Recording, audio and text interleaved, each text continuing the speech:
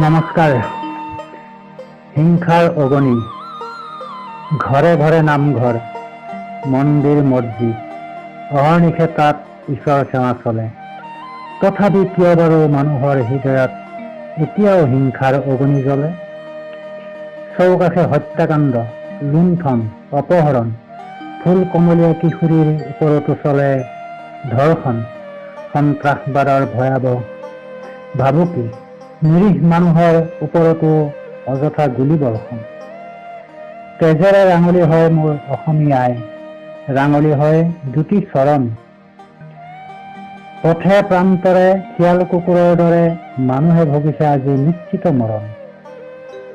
ভায়ে ভায়ে বিবাদ, জাতি বৰ্ণ ধৰ্মৰ ভেদাভেদ, মানুহৰ হিয়াই হিয়াই হিংসাৰ অগ্নি।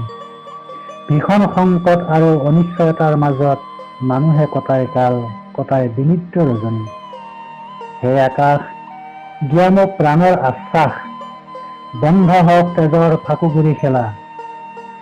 মানুহৰ হৃদয়ত জাগি উঠক প্ৰেম প্ৰীতি ভাল পোৱা। মানুহৰ ঘৰে ঘৰে আয়োজিত হওক আনন্দৰ মেলা। নমস্কাৰ।